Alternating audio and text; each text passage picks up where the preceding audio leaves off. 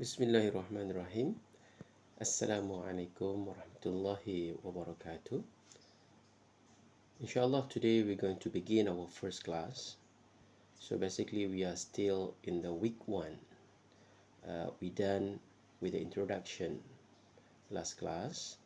We go through the course information. We go through all the subject and topic that we're going to learn and study throughout this semester. So today we're going to focus on week 1 topic.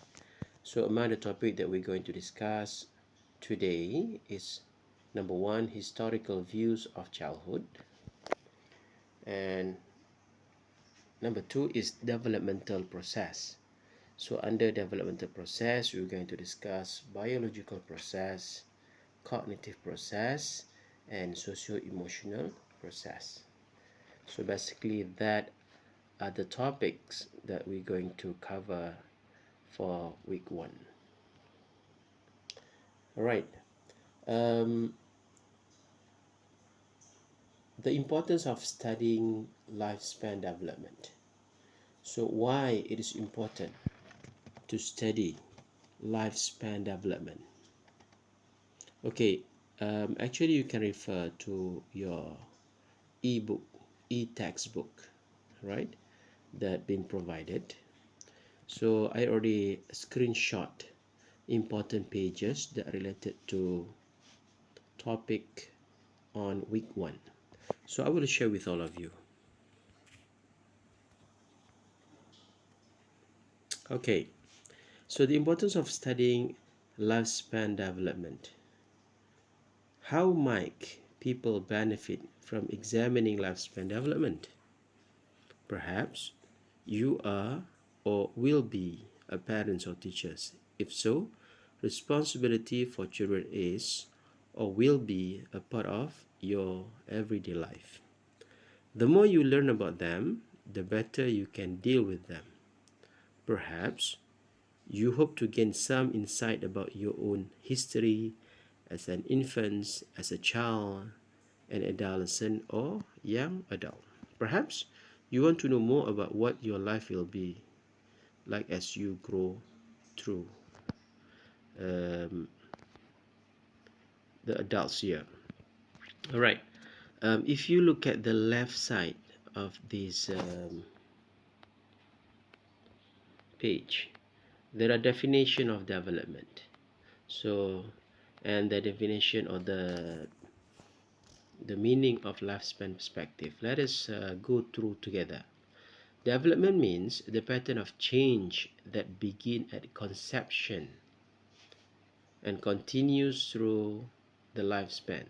Most development involve growth, although it also include decline brought on by aging and dying. All right. So development is not only we talk about growth. Grow happen starting from conception. Conception means at the first place when father and mother, all right, the combination of male gamete and female gamete, sperm and ovum, and then when it is grow become an embryo, and then is grow become a zygote, and then is grow become a fetus, and this process take around 9 months. So this prenatal stage process is considered development. So we consider the growing, the development, and the baby born, and then from stage infancy they move to toddler stage, and then move to early childhood stage, and then move to teenagers or adolescent, and then become adult. Right now you are adolescent. Most of us, most of college student, diploma student, they are in a teenage age, or we call on the development term adolescent. And then later on, when you age 20, 30, so you already move to um, the next level we call adult, and then adult period quite longer. All right, but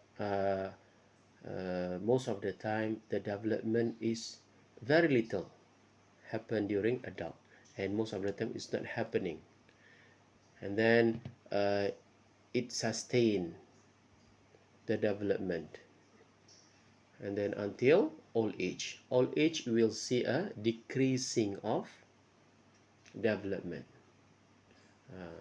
Body become weak, become a little bit short, so that we call it decline of development.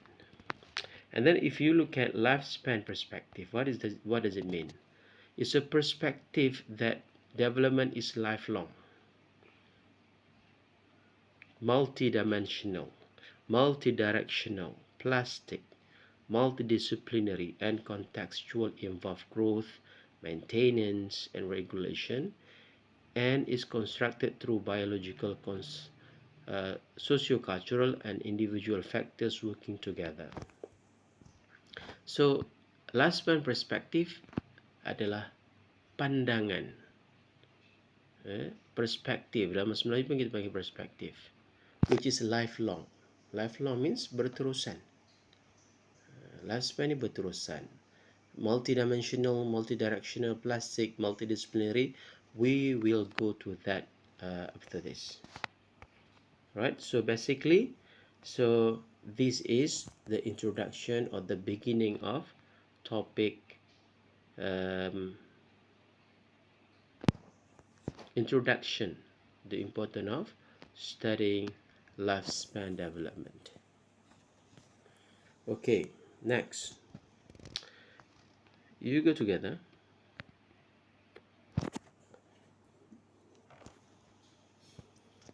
Or as an adult in an old age, for example, or perhaps you just stumble into this course thinking that it sounded intriguing and that the study of the human lifespan might raise some provocative issues. Whatever your reason, you will discover that the study of lifespan development is intriguing and filled with information about who we are. I'm also intriguing, interesting, exciting, right? How we come to be this way and where our future will take us. Most development involve growth. Kebanyakan when we talk about development, perkembangan, dia akan melibatkan pertumbuhan. But it also includes decline, as in dying.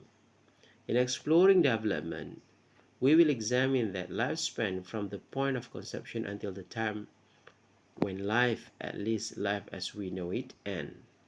You will see yourself as an infant, as a child, as an adolescent, and be stimulated to think about how those years influence the kind of individual you are today.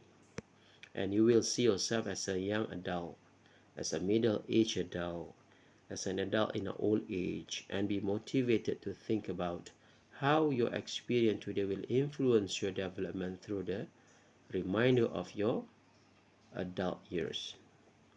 So, if you look at this at the right side, the picture, this is a picture of turtle, Galapagos turtle. If you look at the lifespan, jangka hayat of this turtle, it can goes to 100 plus.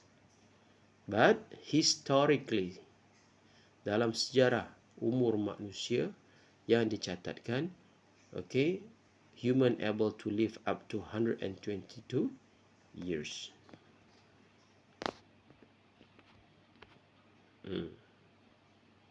So next, we move to characteristic of the lifespan perspective. Apakah karakteristik of the lifespan? Okay, kalau kita tengok gambar tadi, yang kedua is turtle kan? And then next, Indian elephant. Usia dia 70 tahun. Indian elephant different than Malaysian elephant yang ada dekat hutan kita. They are bigger. So they're able to live up to 70 years old. And then Chinese alligator, 52. Golden eagles, 46. Gorilla, Domestic cat, they can live up to 27 years. Domestic dog can live up to 20 years. Vampire bat, house mouse, 3 years. So the difference of the years means their age or their life, they able to sustain, they're able to live up to that age. So that is development starting from year 1 until year 3, for example, mouse. For human being, starting from year 1 until approximately today's human able to live up to 70 to 80 years. Alright, we move to a characteristic of the lifespan perspective. Although growth and development are dramatic during the first 2 decades of life, development is not something that happen only to children and adolescents. Okay, perkembangan tak hanya berlaku pada kanak-kanak dan juga remaja. Walaupun pada usia kanak-kanak dan remaja, perkembangan berlaku sangat drastic, sangat tinggi. The traditional approach to the study of development emphasizes extensive change from birth to adolescence, especially during infancy. Little or no change in adulthood and decline in old age. So normally, sedikit saja development during adulthood dan berlaku penurunan perkembangan ketika usia tua. But a great deal of change does occur in the 5 or 6 decades after adolescence. The lifespan approach emphasizes developmental change throughout adult as well as childhood. Recent increase in human life expectancy contributed to the popularity of the lifespan approach to development. The upper boundary of the human lifespan based on the oldest age documented. Usia yang tertua, manusia yang paling tua pernah hidup adalah pada usia 122 tahun. As indicated in the picture. This is maximum lifespan of human has not changed since the beginning of the recorded history. Sejak direkodkan catatan sejarah umur yang paling panjang sekali 122 tahun, tak pernah ada lepas tu manusia melebihi umur tu. What is changed is life expectancy. Jadi apa yang berubah? Cuma kita punya jangkaan sahaja. 122 tahun dah tak pernah ada manusia yang mampu mencapai usia tersebut. So yang tinggal hari ini adalah jangkaan hidup. The average number of years that person born in particular years can expect to live. In the 20th century alone, pada kurun, right, ke-20, life expectancy in the United States increased by 30 years. Thanks to improvement in the situation, in sanitation, nutrition and medicine. Jadi, pada abad yang ke-20, manusia dijangkakan boleh hidup lebih panjang, 30 tahun. Bila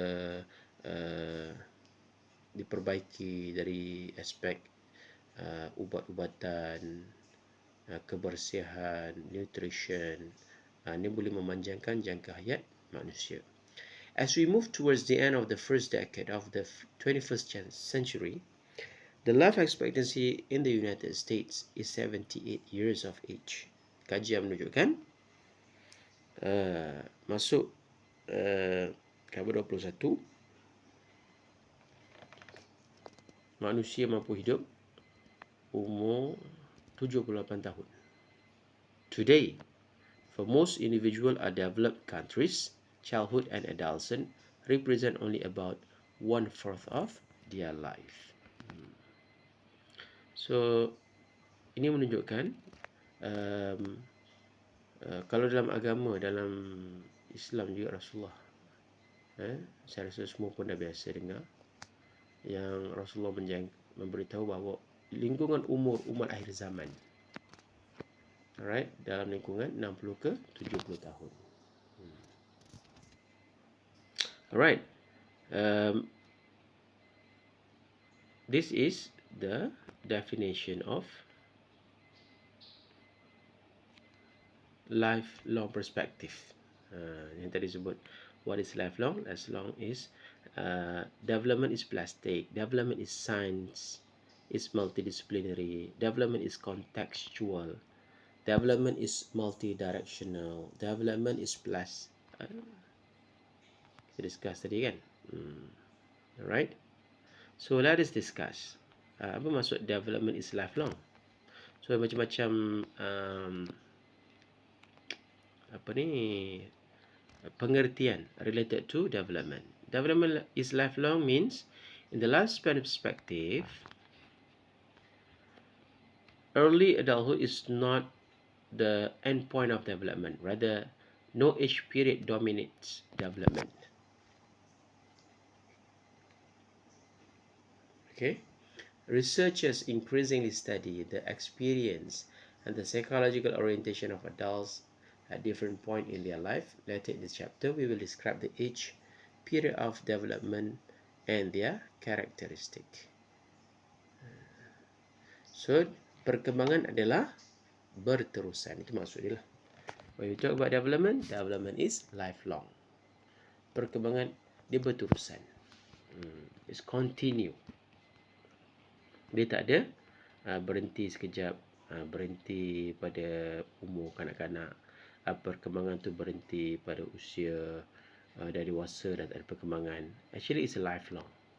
So, there are many factors we can discuss. Next, development is multidimensional. Apa maksud development is multidimensional? Whether your age, your body, your mind, your emotion, and your relationship are changing and affecting each other, consider the development of Ted Kaczynski, the unbomber discussed at the opening of the chapter. When he was 6 months of old, he was hospitalized with severe allergic reaction, and his parents were rarely allowed to visit the baby. According to his mother, the previously happy baby was never the same. The infants became withdrawn and unresponsive. As Ted grew up, he had periodic shutdowns accompanied by rage. In his mother's view, a biological event in infancy wrapped the development of her son's mind and emotions. Development consists of biological, cognitive, and socio-emotional dimensions. Even within a dimension, there are many components, for example, attention, memory, abstract thinking, speed processing, information, and social intelligence are just a few of the components of the cognitive dimension. Jadi, development ni adalah multi-dimensi. Bila ada satu kisah tentang seorang kanak-kanak, seorang bayi yang berusia 6 bulan, alright, ketika berlaku bom kan,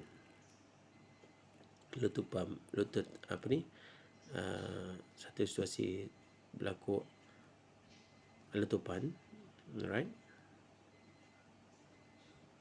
Jadi anak dia menjadi berbeza daripada sebelum ni. Dia dah jadi pendiam, right? So mengikut ibu dia, anak ni mempunyai biological ataupun kita sebut berlaku masalah dalam perkembangan biologi. Jadi bila sebut biologi, right, ataupun bila sebut kognitif, dia ada macam-macam pecahan dia, ada macam-macam dimensi. Kita boleh cerita tentang attention, memory, abstract thinking. Alright? So that's why development, dia tak berhenti di lifelong. And then when we talk about development, they have many aspects of development. It's not only physical. Under physical, dia ada pecahan lagi. When we talk about cognitive, dia ada banyak pecahan of cognitive lagi. Alright? So in this case, we said development is multi-dimensional.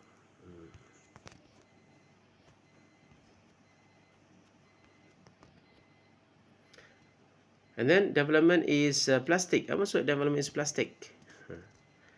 So development plastic means kalau you tengok dekat baris yang keempat, plasticity means the capacity for change. For example, can you still improve your intellectual skills when you are in your 70s or 80s, or might these intellectual skills be fixed by the time you are in a 30s, or further improvement is possible? Development plastic means it can be changed, right? It's not static. Apa the nature of plastic? Plastic is elastic. It can be changed. If you crumple the plastic, bentuklah bulat macam tu, konyok. But it can be triangle, it can be square, it can be round, depending how you able to stretch the plastic.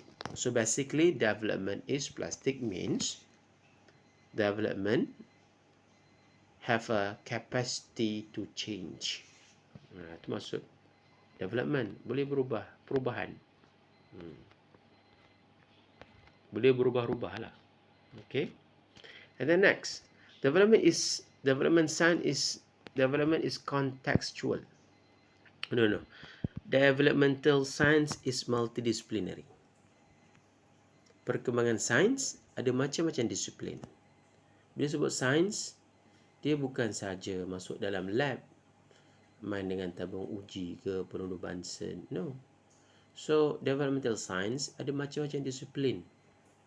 Ada macam-macam pecahan. For example, dia ada psychologist, sociologist. Psychologist kajian tentang cara manusia berfikir dan bertindak. Sociologist ada satu kajian tentang sosial, tentang masyarakat. Antropologist, neuroscientist, kajian tentang otak, tentang neuron. And medical researchers all share interest in unlocking the mysteries of development through the lifespan. How do you heredity and health limit your intelligence? Do intelligence and social relationship change with age in the same way around the world? How do families and school influence intellectual development? There are examples of research questions that cut across discipline. So, perkembangan sains ada pelbagai jenis disiplin. Itu maksudnya. And then this development is contextual. What does it mean? All development occurs within a context or setting. Semua perkembangan berlaku mengikut konteks masing-masing. Dia tak satu saja. Bila sebut perkembangan, bukan perkembangan hanya fizikal saja. Maknanya kalau tak ada perkembangan fizikal, tak berkembang lah. Maknanya pemikiran tak berkembang, kreativiti tak berkembang. No, dia mengikut konteks. For example, konteks contohnya families. How children's or how people's develop in term of family context. School, how children's develop in a school context. School context, dulu masa masuk sekolah tak boleh membaca, tak boleh mengira. Setelah beberapa tahun dah pandai, dah lancar membaca, lancar mengira. Itu kita panggil development dalam konteks school. Peer group, kawan-kawan. Dulu pemalu, tak ada kawan. Dah setahun, 2 tahun berkawan, dah ramai kawan-kawan. Dah mesra, dah boleh gelak ketawa. And then, ada macam-macam konteks lain. For example, church ataupun kita dalam agama, Islam, masjid, cities, neighborhood, university laboratories. Contoh dekat college. Kita perkembangan di konteks di college. Mula-mula hari pertama masuk college, tak tahu macam mana cara nak belajar, tak tahu jadual, tak tahu macam nak buat assignment. Tapi bila dah masuk second sem, masuk third sem, bila sebut assignment, dah tahu. Alright, apa format dia. Alright, apa lagi ciri-ciri untuk menghasilkan satu assignment yang berkualiti. So itu dalam konteks college IIC. So development is contextual, means perkembangan dia melibatkan macam-macam konteks. Okay, so that actually cover the first part of our class. We talk about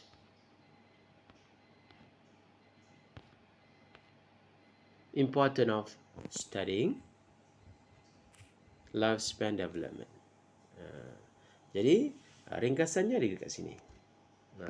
The importance of studying lifespan development, number one, is to prepare individual to take responsibility for children. Actually, it's preparing us, preparing you, preparing me, right, to be able to become more responsible as a mother, as a brother, as a sister, as a teacher. So that's number one. Number two, to give insight about individual life. What is insight? Views, pandangan tentang kehidupan kita ni, tentang kehidupan seseorang, tentang kehidupan remaja. Kita ada pandangan macam mana kehidupan remaja, bagaimana seorang remaja, apakah remaja suka apa. For example, your age, what is your favorite, what is your lifestyle. Bila kita bercakap tentang primary school children, apa dia punya life dia.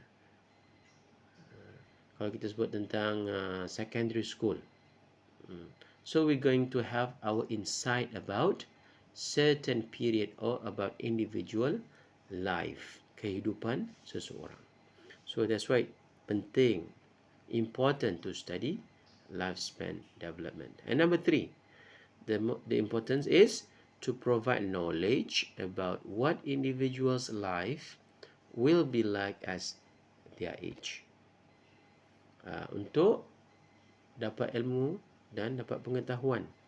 So kita dapat belajar mengikut certain age. For example, this course specifically we talk about early growth and development. Early we are referring to early childhood. Jadi berapa period yang ada dalam tempoh birth until childhood tu, ada berapa peringkat, dan setiap peringkat tu apa pengetahuan, knowledge, information, development yang we need to be aware of, dari aspek kognitif, dari aspek sosial, dari aspek emotional, as well as dari aspek physical.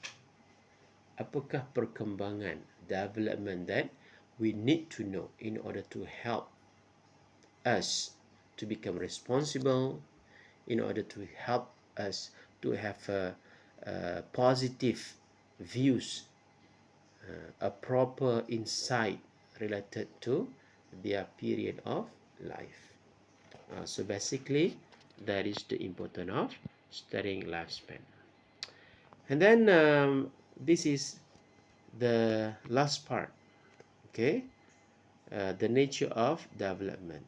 So in this part, I will continue on the second part of my lecture related to the nature of development. We will cover biological process, cognitive process, socio-emotional process.